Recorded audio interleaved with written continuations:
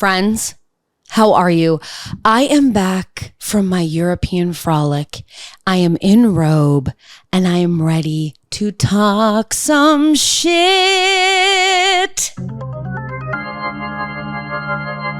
Hey everyone, welcome back to Indulge Me. How are you? How is everything going? How are you feeling? Who are you loving? Are we excited for fall? Are we scared? Are you like me and you are just stuck in the ever impending doom of a new sort of start to the year? September to me always feels like the new year. Like that is the new year to me. And obviously, like I have not been in school for a long time. Thank you for pointing that out, Denise. I'm really appreciative. There's just something about September that is the new year. And I'm excited. I'm going back to work soon. I'll be in Halifax. The set of Indulge Me will be changing. But, and I'm excited for those things. But it is the getting to those things that is overwhelming. Oh, once I'm in it, I'm fine. But before, we have anxiety. We just luxuriate in that. So to offset it, I went on a little European frolic, a whimsical danceroo around the European nations. And now I'm back. Reality is set in. And I've decided, I got back yesterday, I'm in robe and I'm ready to just unpack it all with you. And I hope that you're ready. Because I am. And I want to just point out, I'm in like the real robe. Okay. I'm not like some Instagram influencer in like a beautiful silk, colorful something, which I'm open to. And if you'd like to sponsor me, hi, I'm open. I am in like an Amazon thick ass, gross ass white robe that is covered head to toe in makeup and gross. And it is my most comfortable robe. So I am here in my truth. Okay. There is not an inch of this that is appropriate to leave the house in. It is caked in makeup and like food stains. There was like a pasta stain I noticed and I said, leave it. Okay. And thank you for the memory of what would have been a delicious meal that I can only assume was enjoyed on the couch based on the spill. So if you are only listening to this, you can come on YouTube and you can see the visual splendors of the robe. But I'm back from vacay and I was like, let's get in robe and let's just connect with the community. I want to know the who, the what, the where, the whys that's going on with you. And in turn, I will give you the who's, the what's, the where's, the whys that are up with me. I'm excited to get back to the pod. So much has happened. Like I said, I went away for 2 weeks. I went to Paris and then I went to Porto in Portugal and then I went to Lisbon. And I'm a different woman. So much has happened. First things first, I traveled to Europe for 14 days in a goddamn duffel. I'll tell you how I'm doing. Not well, bitch. A gym duffel. That is what I traveled in. My boyfriend convinced me it was the way to go. And I have to say, begrudgingly, he was right. You. He was right. I was wrong. I was going to bring, well, first of all, let's just get it out of the way. Checking bags, we're done with that. We are done with that. I can't. I don't want to wait at the baggage and I don't want to deal with lost luggage. I went through that last year over the holidays. It was hellish. I had to buy all brand new clothes and like that. And mine is like the champagne of the problems. I can't imagine like families with formula, medications, all that kind of thing. After losing my luggage, I was like, I cannot. If I don't need to, I won't. That's the rule. So 14 days, I was like, well, I'm going to have to at least bring a rollie. And, you know, I was reminded thanks to TikTok and research and people, France, Paris, Lisbon, they're all cobblestone, big hilled cities. We don't have time for that. So I was convinced to use a duffel. And let me tell you, I won't be going back. I will not be going back to a carry-on ever again. The duffel is the way to go. And I know, Ashley, I know there's concerns, but keep listening and then chill the fuck out. Okay. Because the duffel has changed my life. So before I get into like the full trip and the things that I loved, because here's the thing, traveling is so overwhelming. The internet lies. And the reviews are all over the place. It cannot all be trusted, but it can be trusted here at Indulge Me. So I'm going to tell you like where I went, what I liked, what to do. I also just want to like get into how I packed, because there were some game changers involved that no one is talking about enough. Okay. No one is talking about enough. And I know some of you have kids and a family, and people who care about you. And so you can't spend all your time on TikTok and Reddit researching these things. I can. Okay. I can. I've got 2 old dogs who sleep 90% of the time and then fart the rest. So I have time to just get on the interwebs, look up things, and now I'm ready to share. So let's get in to the must-haves, shall we? Again, like I've said a million trillion times, I traveled for 14 days with a duffel bag. This duffel bag in question is from Amazon. It was like $50. It came in one day and it's ugly. It's ugly. I'll be honest with you. It said it would be olive green, but I don't know what green showed up at my door. Certainly wasn't olive. I said, "Who are you?" He said, "I'm Sarah McLachlan. I'm building a mystery." Okay. You'll never know what kind of green I am. Never. But it's a bizarre green, but this bag turns into a backpack. So you can use it as a duffel. You can use it as like an crossbody, or you can use it as a backpack. I used it as a backpack. And like I said, I went to Paris, Porto, Lisbon.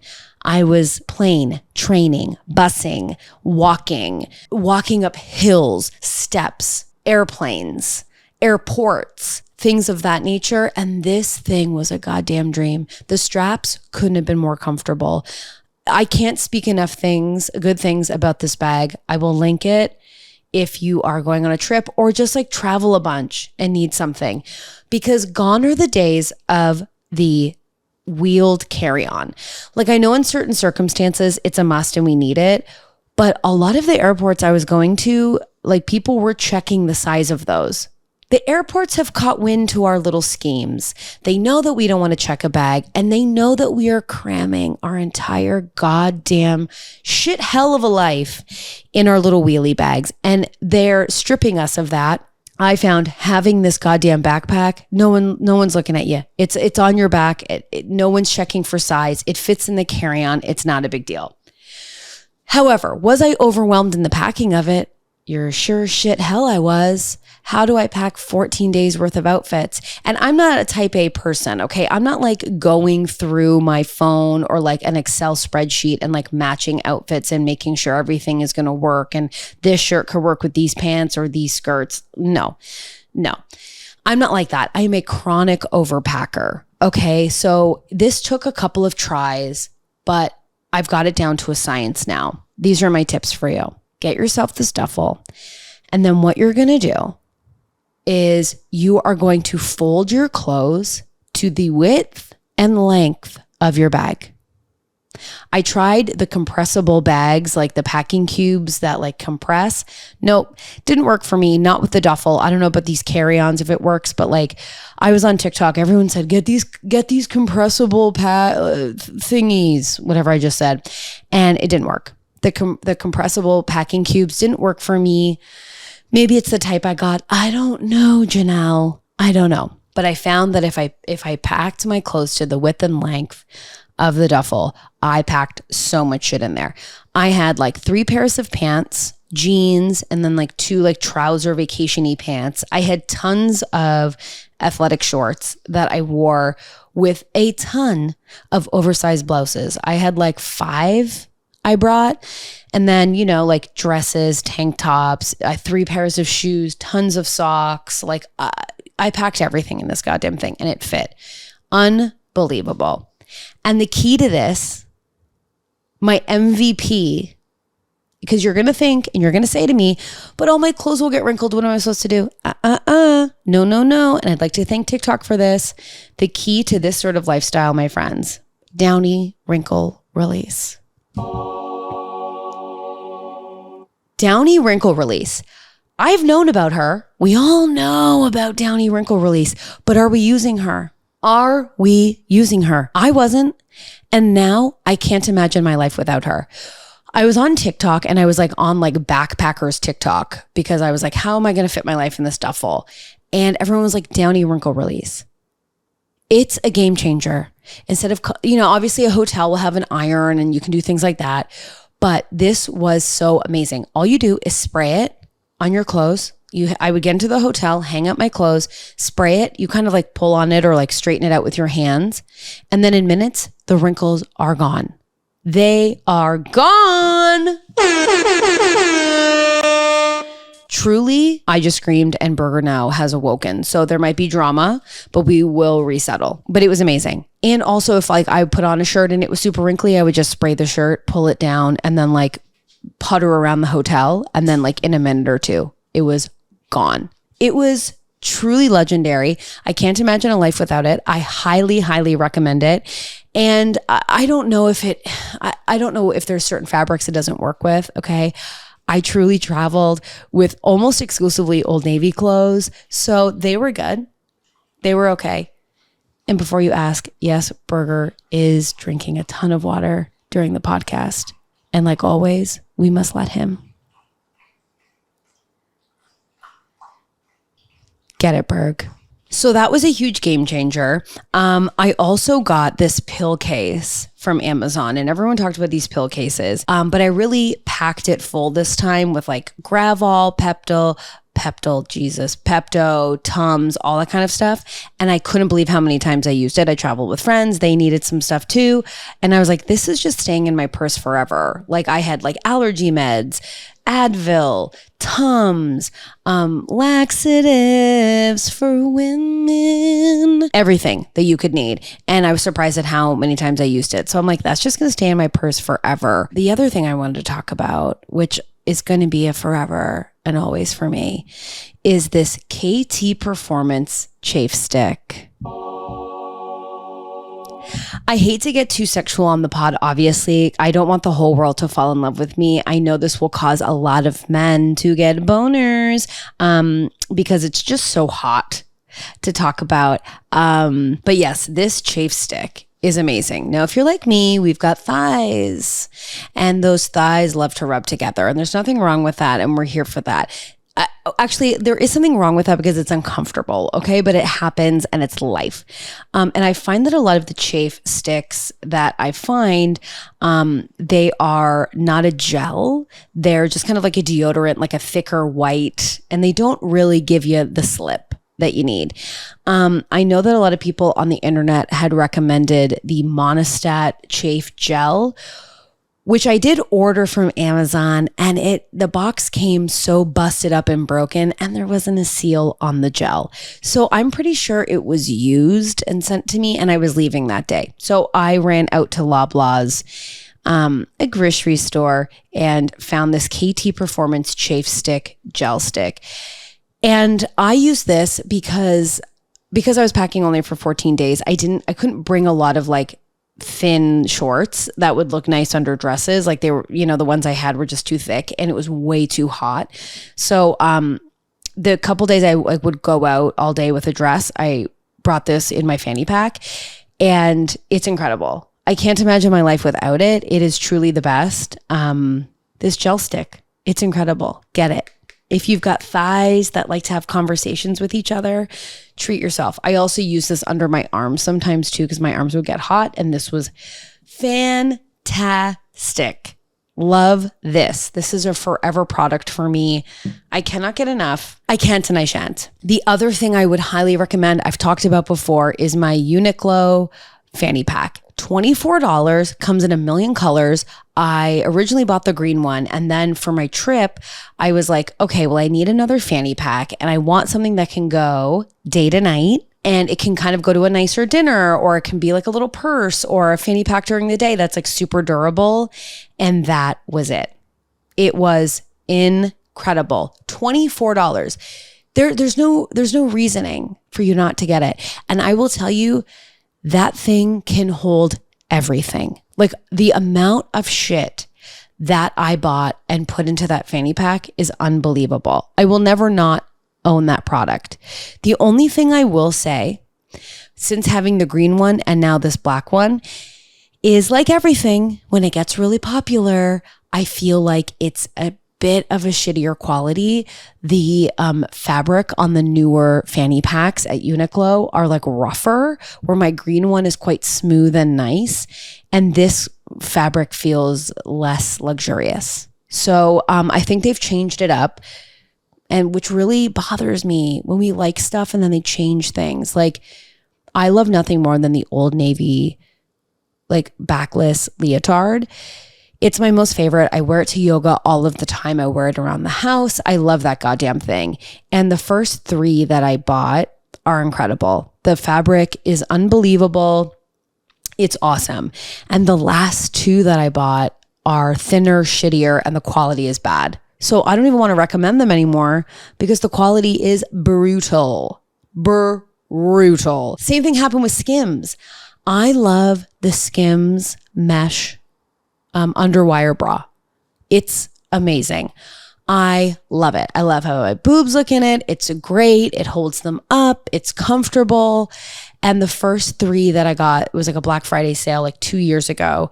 I got it. And then the latest batch that I bought, the quality is different. They're shittier. They're just not good. And the straps are like crappier looking and feeling. They fall apart. They're just not great. It's a bummer. But I will say the fanny pack held up. It held everything. It was great. I'm just like noticing now that it's super popular that the quality has gone down, which is a bit of a bummer. But those were huge game changers when I look back on everything now that I'm like unpacking. The other thing I would say that I used all of the time, which I use all the time anyways and almost every day, is the Supergoop Glow Screen SPF 40 sunscreen. I use this and the Garnier Kids 50 plus sunscreen. It was like a spray. I used that and I didn't get a single burn. And I was out in the goddamn sun. I was out and I've come back and you can't even tell I've been anywhere, which is how I like it. So again, if you're thinking about going on a big trip, treat yourself to the duffel experience. As I was coming back through Paris, they were checking everybody's carry-on, which sucked. It was final boarding. We were all in line and there was this loser man checking. He just, when people look like they can't wait to take your luggage away, like he just had that face, like he was excited to be like, nope. And so we're all in line and he made a child put it in the requirement cage. What do you call that? You know what I'm talking about, the airport, where it's like, this is how big your carry-on can be. And it's like truly the smallest thing you've ever seen. But they made a kid put it in and the kid needed a second. He was too small. The case was bigger than him. And so he's trying to put it in and the man just went, nope, to this little boy. And I was thinking as an adult, if he said nope to me that way, I would have started crying and shitting my pants at the same time. And the kid took it a lot better. But we got waved onto the airplane with the duffel. They were like, come on, get on. But everyone else was held up because they had to all in a single line see if their carry-on would fit, and hardly anybody's fit in. It was crazy. So those are my travel musts. And now let's get into the trip. So I started in Paris. Now, I've never been to Paris ever in my life. And it was never a place on my like must-dos, Like you see all these like influencers romanticizing Paris online and making it seem so romantic and amazing. And it is all those things. But for me, it was never it. And I will say, like, as a person, I was never like a traveler. As a kid, I don't know if it's because my family and we didn't have a lot of cash and there was 4 of us. So the idea of traveling far and wide with 4 kids, it sounds like a goddamn nightmare. I've been on a lot of planes in the last 2 weeks and I can tell you, there's a lot of parents with a lot of kids having a hard time getting through. So we never traveled as like a family and I just never developed the travel bug. I remember my dad once asking me, there was like an ad on TV playing to go to Disneyland, And my dad looked at me and was like, would you ever want to go to Disneyland? And I went, ugh, the lines. I couldn't even imagine going to Disneyland because of the lines, like the waiting in the heat for hours to go on a little ride. I was like, let's just stay home and like have a popsicle, like what are we doing here? So I was never a traveler. And I never wanted to explore. You know, I'm not like an explorer at heart. I like sitting. I like luxuriating. I like a sauna. I like a steam room. I like a pool. I want to be under a big umbrella with a drink on the way and luxuriating with a magazine. You know, there's nothing better than that for me. So this trip was like a real like test of like, what kind of traveler will I be? So we started in Paris, and let me tell you, I showed up decked out head to toe in my finest Old Navy. And the Parisian people, they certainly knew, and they certainly had opinions about it. I wouldn't say they were loving the McGunnigle. Wouldn't say that literally at all. Wow. And I will say this, I know I'm from Canada. I should be better at French. So I have empathy for that.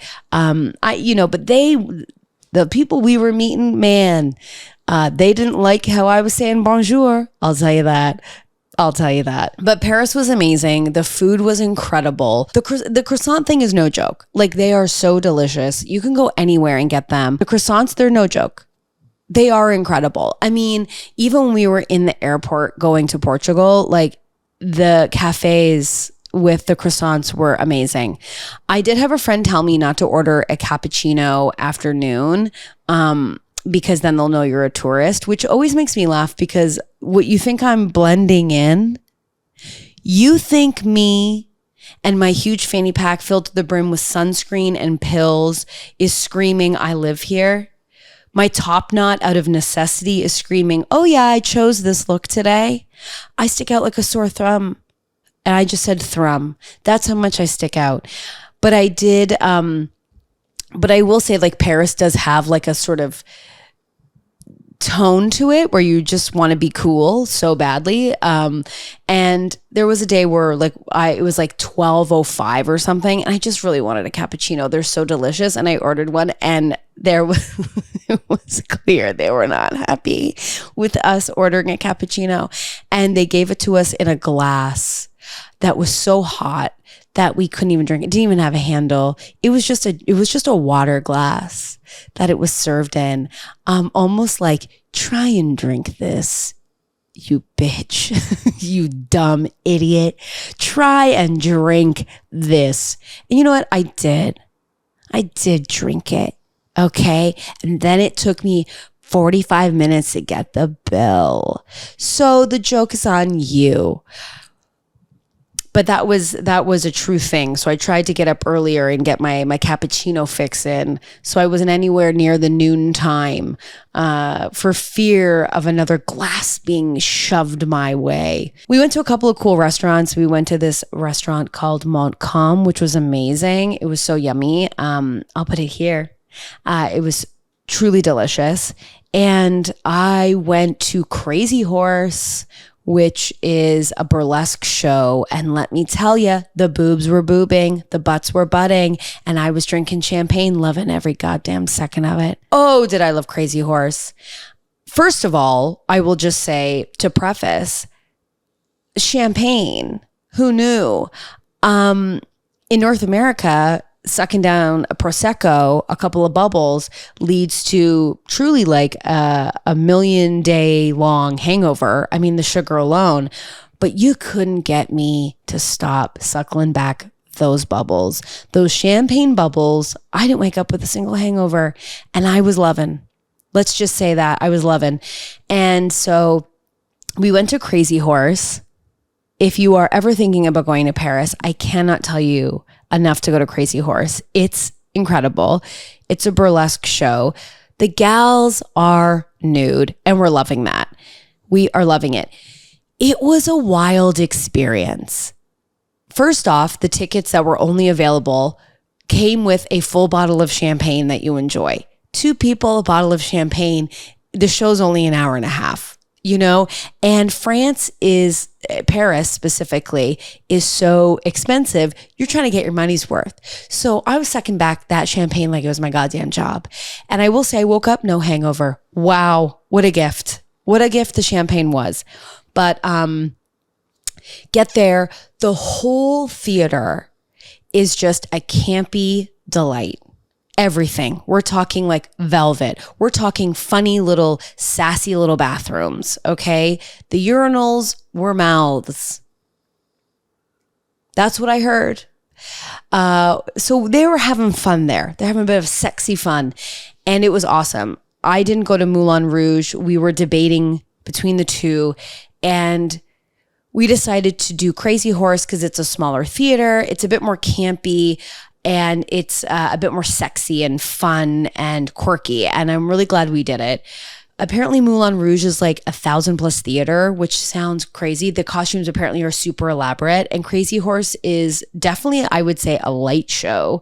The ladies are basically nude the entire time, covered up, but like the light that they cascade and the projections on them, it's truly unreal. I had the time of my life. The thing that was crazy though, I just caught the pun about the Crazy Horse, was that the thing I came away from it was like all of their bodies were the same. Now I know that there's obviously like body requirements, but like every boob looked the same, like teardroppy, small. Like there wasn't like someone with like huge cans, you know, which I wanted. I wanted the diversity of breasts. I also wanted diversity of areola. Okay. And I wasn't getting it. They all had the same sized areola, which made me wonder. And I tried to look it up online what the auditions are like. There must be a point where you have to just take off your clothes, your top, and they have to see your boobs. I mean, obviously, I'm saying that now and like, that's obvious. You'd have to get nude in the audition. But like what are the areola requirements of Crazy Horse? Like, that's what I want to know. Because if you've ever been to a burlesque show, they're amazing. I highly recommend you go. Everyone is so freaking talented. But there's something that happens, especially at this Crazy Horse show, where like you're seeing so much nudity that like the shock and awe of it is gone. Like you're just kind of like watching someone naked, like doing a cool dance or doing a cool art piece, whatever. And so I was really examining the breast of it all. And I couldn't get over. And after the show, my boyfriend and I were like, they all have the same boobs, like down to the areola. I think if someone had even a 1/4 inch bigger areola, I would have gasped, been like, oh, whoa, different, fun. I digress. So I highly recommend Crazy Horse because it was so much fun.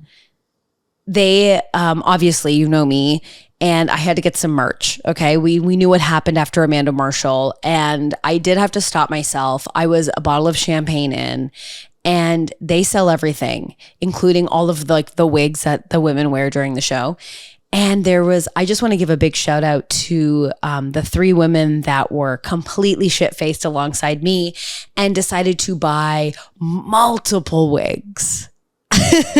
Multiple wigs from the show. They were so excited to wear them, and I just wanted to see them hungover the next day going, why did we buy $400 worth of wigs? I just wanted to be at that brunch with the unpacking of that. So I'm thinking of those girls. I'm hoping that you found a reason to wear them again in Paris, and I loved it. I ended up with a keychain. Okay, keychain and a button with a style of woman I felt was me. So I was like, that's me.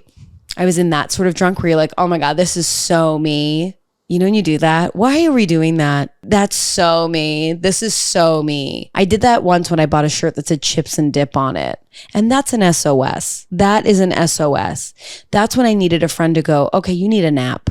Okay, we can't be saying that is so me with the shirt that says chips and dip. But everyone is so fashionable. I can't get over it. I mean, I've never seen such effortlessly chic people in my life. Like everyone is beautiful. Like I saw 4 women sitting at a bistro table outside of a Pizza Hut. They were eating Pizza Hut, and I've never seen it so chic. Like a woman had a small scarf around her neck, enjoying and mowing down on Pizza Hut in downtown Paris. And I was thinking, why can't we have nice things? Why are we subjected as North Americans, to eat our Pizza Hut at home, in the dark of our living room, crouched on the couch like a gremlin, waiting for the curse to be lifted from our lives. Here were these beautiful Parisian women outside eating a Pizza Hut. Like, look at me, world. What do you say to this? What do you say to me mowing down a Pizza Hut in the afternoon outside for all to see? When I eat Pizza Hut, I have to lay on my stomach 20 minutes after, or I will perish. Not in Paris. Not those women. They were carrying on with their day. That was just lunch. It was a petit déjeuner. I will think about those women for the rest of my goddamn life. That was my biggest takeaway from Paris. Damn. But Paris was, like, I was never not aware I was wearing Old Navy. And I'm not saying that to be cute and quirky and like relatable to people.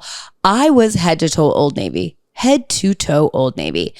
I had Old Navy sandals. I had multiple. I'm telling you right now, if they're still there, I know we're going into fall, but they have these linen V-neck, sleeveless, like sort of mid-length dresses that button down the front. I got one in black. I got one in green. And then I got an oversized one that's like a blue and white stripe. And I wore those multiple times during my trip. They were unbelievable. Like, they held their shape. The Downy Wrinkle Release would release any sort of linen wrinkles that would happen. They were stellar. And I felt amazing in them. However, you take an Old Navy linen out to a Parisian bar and people have thoughts. When you see the most beautiful people in your life, they smell amazing. I literally need someone from Paris to drown me in their perfumes. And I'm walking in sweating, walked 22,000 steps in an Old Navy linen dress. It's a different energy. So I felt, let's just say I felt the energy back. But yeah, Paris was a vibe. It was certainly a vibe.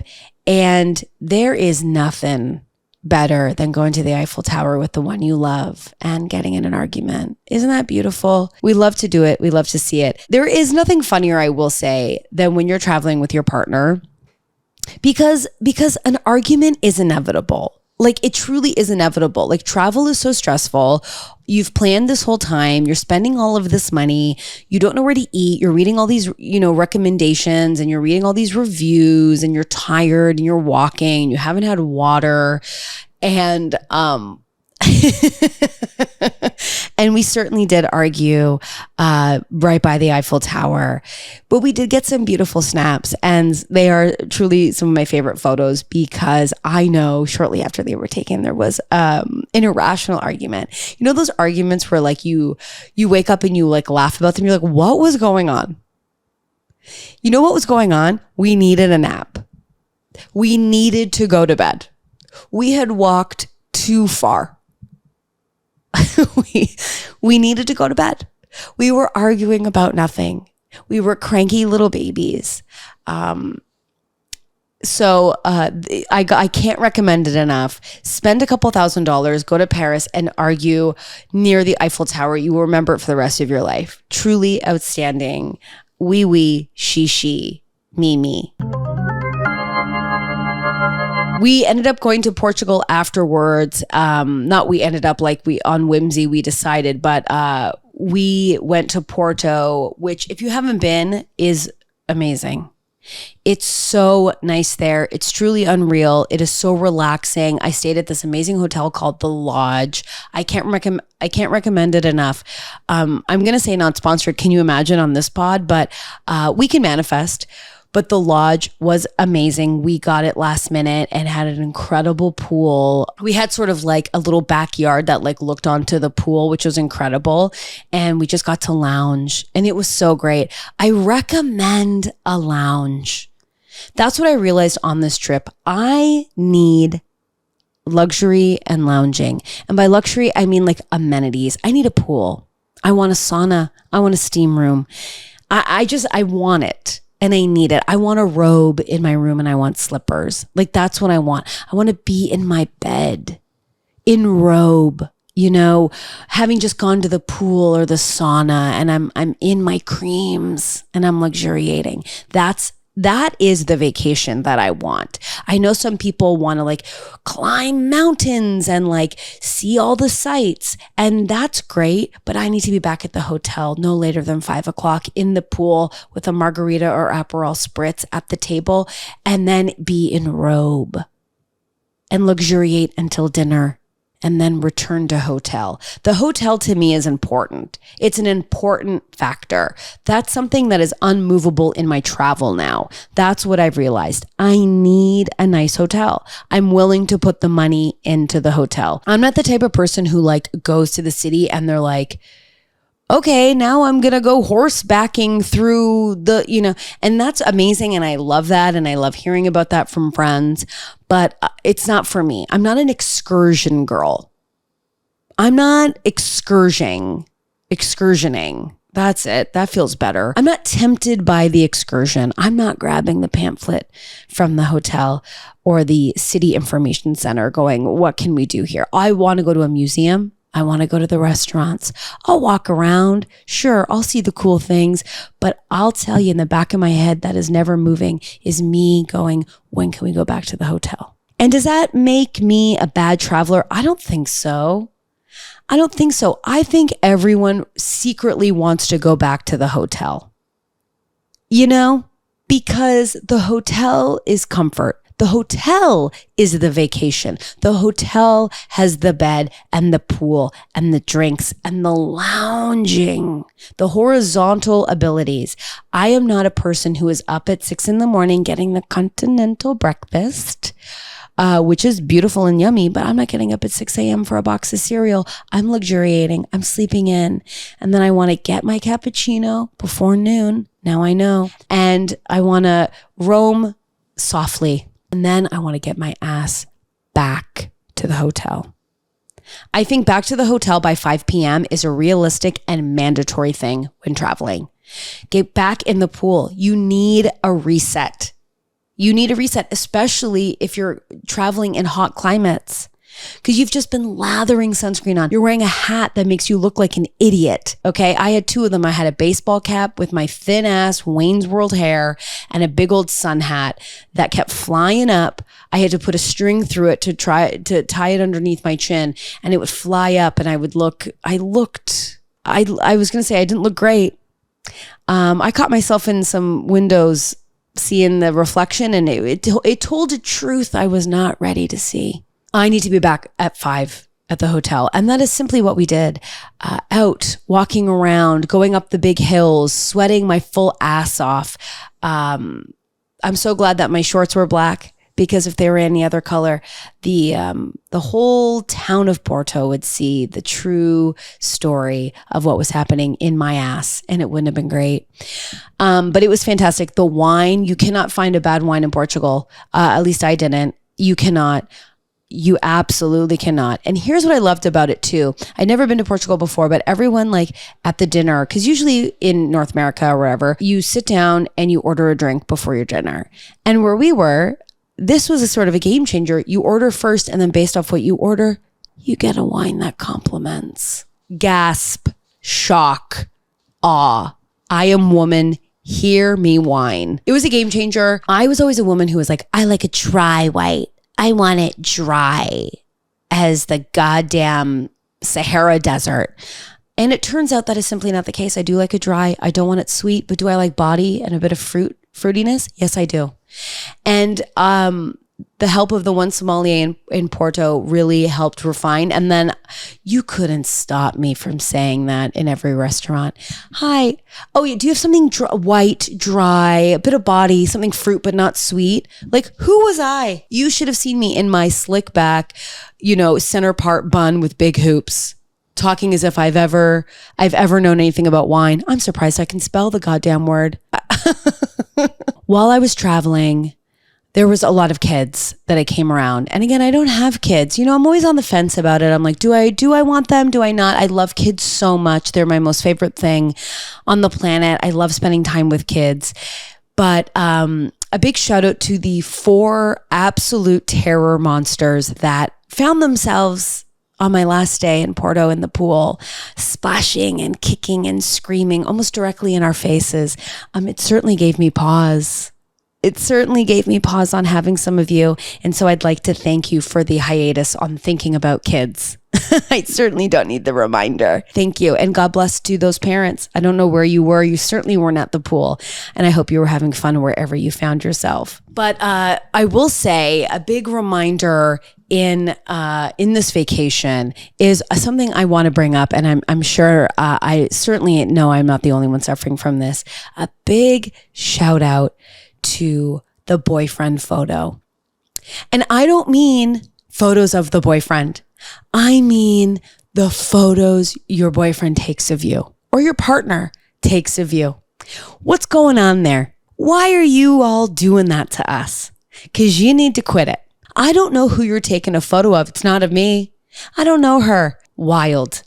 I was lounging, I wouldn't say horizontally, but I certainly was at a 45 degree. And there were some photos taken of me in a bathing suit. What in the holy hell of an angle are you doing? It really, we had to have a conversation. It was crazy. It was simply crazy. A big thing that I wanted to bring up is what is going on with restaurant reviews. If you've traveled or you've just been in a new city or you're looking for a new restaurant, I'm sure you're like all of us. We go onto Google, you put in the restaurant name, or you look up like great restaurants near blank or sushi restaurants near blank or whatever, and you do your search. And I can tell you with almost full honesty that the people that are leaving Google restaurant reviews are truly the most unhinged people. What happened to you? Are you okay? What in the full hell are you all talking about? Because I found myself in full hell sometimes with terrible food that you were saying you had the best time in. Like, there's just simply no way.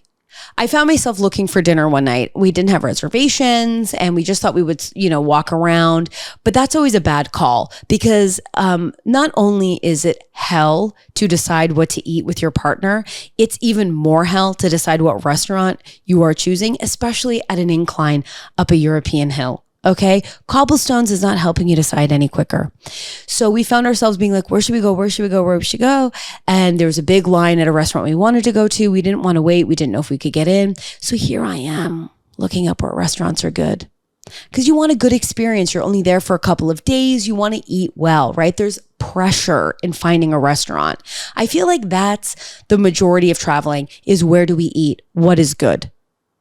Because you don't want to go to those touristy spots that are all crammed together. They all look the same. Like you want a good restaurant. You want a good experience. You want to put on a nice dress and like go to a cute little place and like you want that experience. So there's pressure. So I'm looking and I see this restaurant that they're like all these reviews. It's like 5 stars. They're like, this is a hidden gem. This is the best. We found this. The food's incredible. You have to go.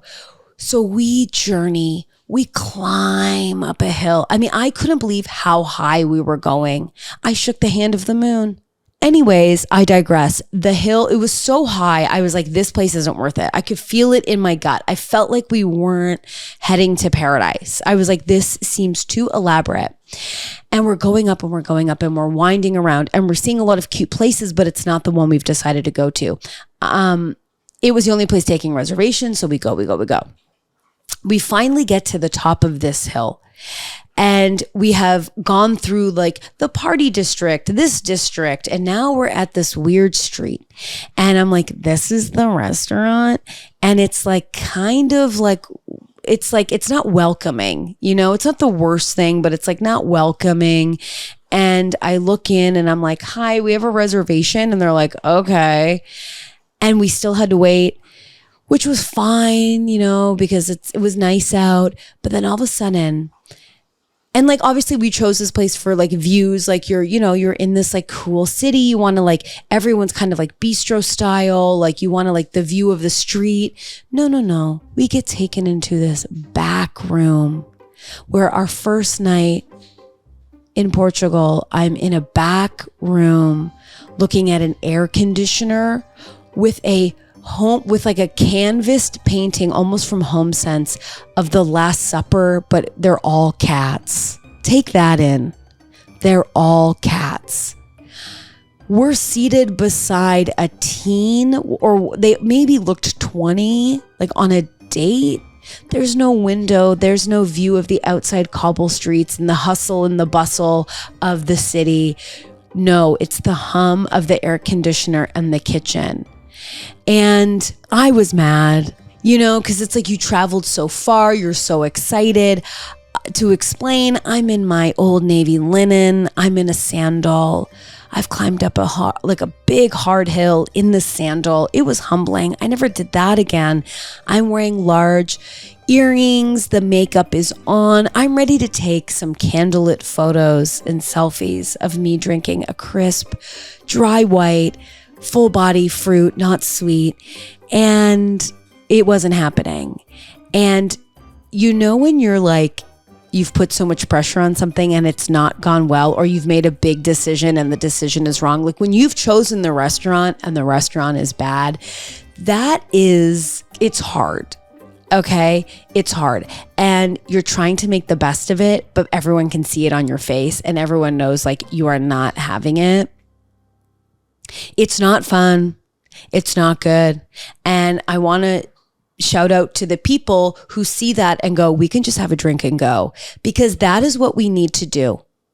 Because my ass would have been upset the entire time and sat there and sulked and eaten, which I hate to say, it was really not great. It was so bad. It needed to happen because it released the pressure where I was like, okay, we can just go wherever. And if it's bad, we can just have one thing and leave. You can just leave. Did you know that? I didn't. And then I started doing that on this trip, and it's truly a game changer. You can just leave. You can change your environment, and that is okay. So we quickly shifted and went to a different restaurant, and the other places were great. They were great, some better than others, but Porto is truly like an amazing, amazing place. But these Google reviews need to knock it the hell off.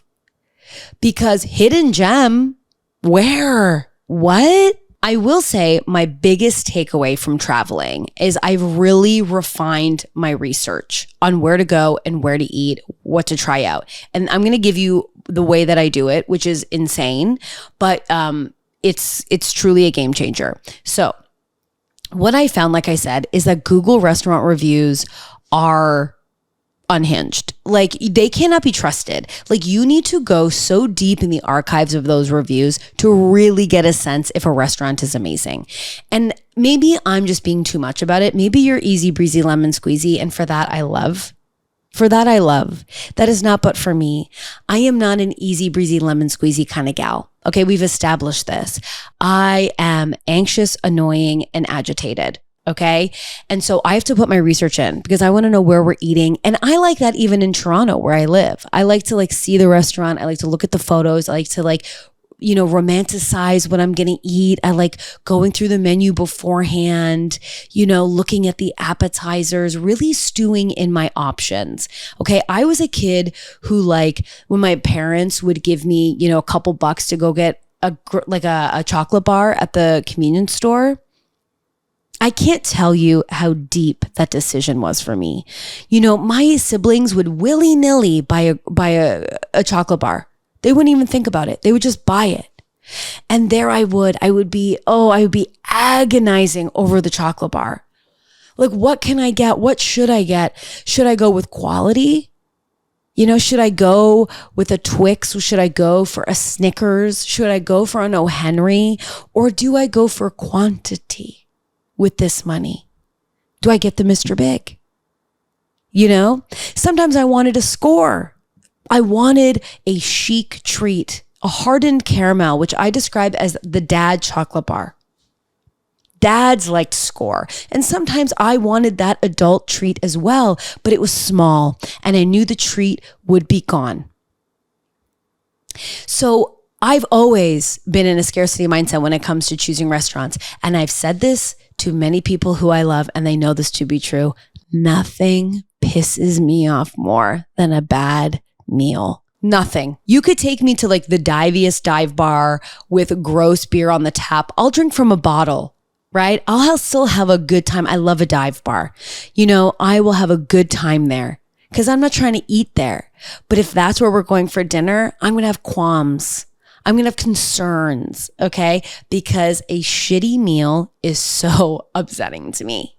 I don't know what it is, but if it's bad food, I cannot let it go. I simply will not be able to let it go. I will attempt to let it go, but I can't hide it from my face. You will know. If we are out for a meal and it is bad, I'm sorry for you because you're not going to have a good time with me because I won't be able to focus on anything else and I won't be able to eat it. And this isn't like princess behavior. It's not like my palate is refined. It's not like I'm Padma on Top Chef and telling you to pack your knives and go in such a sultry and cutting demeanor. No. But I'm not a picky eater. But when the food is bad, when it is gross, when it's not cooked well, I am unable to push through. I just can't do it. So that is the pressure that I have while traveling. I need the food to be good. And I realize that Google reviews are not great. And if you're Googling like best restaurants in Portugal or in Lisbon, like you can't just go there. You can't just trust what pops up on these lists. Okay. This is my conspiracy. That's all paid for. It's all fake. It's all smoke and mirrors. You have to do multiple things. You have to do the Google reviews. You got to sample it. You got to go, how's everyone talking? What are they talking about? What's the food they like there? Then, my friend, you got to move to TikTok. Okay, you got to throw that restaurant into TikTok. What are people saying? How does the restaurant really look? Okay, because like I said, my first night in Porto, it was bad. And that restaurant on Google and everywhere else didn't look like the restaurant I saw. No. Not real, not true. Smoke and mirrors, okay? Then you got to go to TikTok or you can go to Reddit. So it's like you got to go to 3 places to find out if a restaurant's really great, and this is just where I'm at. Am I well? Certainly not. Would say more of the wells, probably unwell mentally with the way that I research things.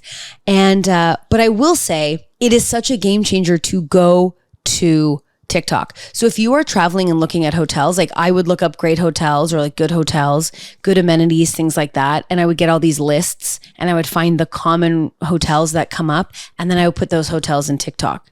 And I would see actual people going to the actual hotels. That's how I found the lodge in Porto, which was an amazing place to stay. Like it was very luxurious. It was really nice. The beds were so freaking comfortable. The pool was amazing. And that's thanks to like TikTok and Reddit and double checking because you have to. That sort of system also found a great beach in Sintra. And when we went to Lisbon, we found this amazing beach. It had like a natural swimming pool, which was so cool over the ocean.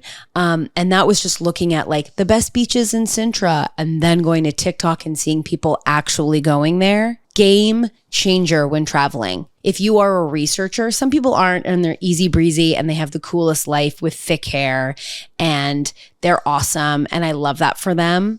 And I want to be their friend so they can just take me to these cool places. But unfortunately, I'm a researcher and I've collected a beautiful group of researchers as well when we hang out. So, but the Google to the TikTok pipeline is the only way, is truly, simply, and utterly the only way. What else can I say? Oh, so an amazing thing happened while I was on my trip. And that was, I got my period. Very cool stuff. It was incredible. There's nothing like getting your period a bit early on vacation and your diva cup is soundly sleeping in Toronto and you have to go back to the world of tampons. It's really quite something. And a big shout out to all of the pharmacies that I went to that I guess are allergic to applicators. What's going on there? I don't know how you all handle the period situation, but I was, as a kid, forced to wear a pad, which is hell on earth. I know I still know friends who use pads, and it gives me pause and question where I'm like, okay, I understand and respect your decision, but I think I just have such trauma from like the 9-inch thick pad that made me sit higher than everyone else in class when I had to use it. You could see it through my loose cargo pants. The thin material from Walmart, the 725 original, certainly gave a beautiful view of the thick ass, ultra long, 9-inch thick, always pad. You were seeing it. I was feeling it. It didn't work, sure, until it slipped at night. And then, the sheets and mattress certainly had a bit of story to them in the morning. Then I went to the tampon, game changer. Okay. And I'm so jealous of teens now that have like period underwear. How liberating and amazing. I love my period underwear so much. And I talk about it all the time. I've talked about it on this podcast. I'm pretty sure. If not, let me know. And then I want to talk about my period underwear from Amazon. They're so good. But here, if you're watching this, I hold to you a box of tampons that I had to get at the Paris airport. Nothing more chic than that. And this is a box of Super Plus absolute bullets, okay, with no applicator. This seems unfair to me. I do not love a tampon without an applicator. And I use a Diva cup where I got to fold like a little taco and shove up to the high heavens. Okay, so I'm not scared of getting in there and placing the products where they need to go. But there is something about a Super Plus thick ass bullet the size of the bottom of a Stanley cup that you got to dryly shove up into your luscious tunnel, okay? And hope that it's just going to do its job. This is hell. This is dry hell. I had run out of the only tampons I could find in Lisbon that had an applicator. Those tampons were so big. Like, I am forever changed. I am forever changed from those tampons in Portugal. Thank you for that. Thank you for the memory. But I ran out of those. And so in the airport, I had to buy these non-applicator tampons. If you use no applicator, like, I think we need to start having a conversation, because it's not like I'm saying like no one should be using them. But for me, I don't understand how you use them, which makes me think like, why were we not taught in school? Like, why is this still a mystery to me? Why is this non-applicator, super thick ass, Super Plus tampon, like, how is this still a mystery? At 37, I'm sitting there in the Paris airport going, how does this go inside me without it just drying everything up? Like, I couldn't believe at 37, I was like, I'm guessing in here. And yeah, it comes with instructions. You know what? I didn't even read the instructions. Let's read them, because I was like, I'm not about to sit here and read this. Okay. I don't even read this when building IKEA furniture. Let's see if I did it right. Okay. Well, first of all, it's all in French. Clearly, this is a French company. I don't know why I'm expecting English. So it's okay. So it's saying that you unwrap this, which is fine and fair. Even unwrapping it, like, I'm trying to unwrap it. How? So then now I'm supposed to peel this. If you're just listening to this, I'm like trying to open up this thing, because I was like, it doesn't make any sense. How do we open this? Anyways, this was crazy. The non-applicator tampon, it needs to be banished. There's no way someone prefers this. And if you do, I need to know why. Please send it to me. You can send me a voice memo. Send it on Instagram. I will, and if you want, I can share it on the pod, because if there are non-applicator tampon preferers, I need you to show your hands and reveal yourself. Raise them, step forward, speak up, and tell me why this fresh hell is the heaven to you. Because I can't. I can never use these. These are so bad. These are just so bad.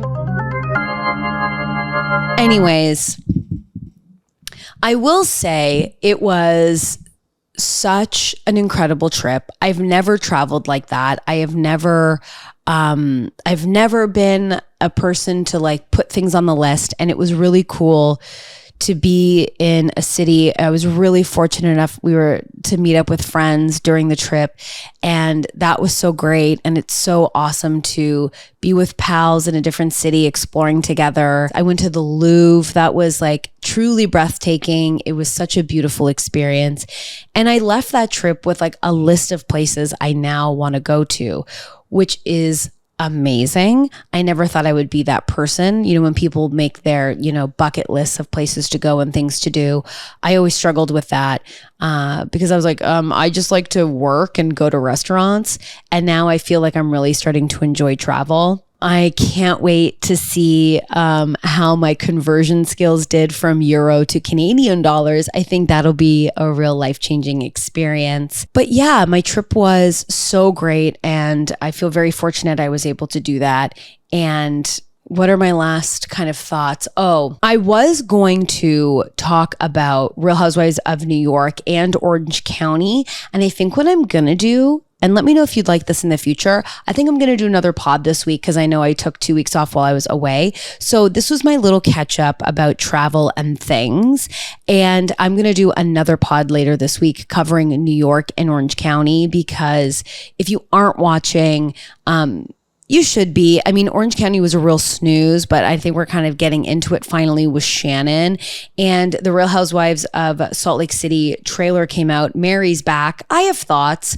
And I feel like that should be its own pod, because there's just so much to unpack. So let me know if you would like that in the future. We can see if we can maybe even do 2 pods, or if that would be too much. Who knows? Who knows? I love to overpromise and then stress out. Anyways, that was my European vacation. I'm so excited to be back. I'm back hitting the ground running. The taxes are happening. The packing for work is happening. The end of summer is upon us. And I think it's time that we start working together and discussing what our plans are for the new year. What are you doing for September 1st? Like, what are we hoping to do? Let me know. I can't wait to unpack it as the year goes on. Can you believe it's already September? I don't know where the summer went. Like, I really don't know. And it's truly unhinged. It's wild. But I will be back later this week to unpack all of the shows. I caught up on everything over my trip, so I cannot wait to unpack with you. I adore you so much. I can't wait. And I hope you're listening in robe. And if not, get in one, Susan. Don't keep waiting. And I will see you next week. Bye. I'll see you later this week. How nice. Bye.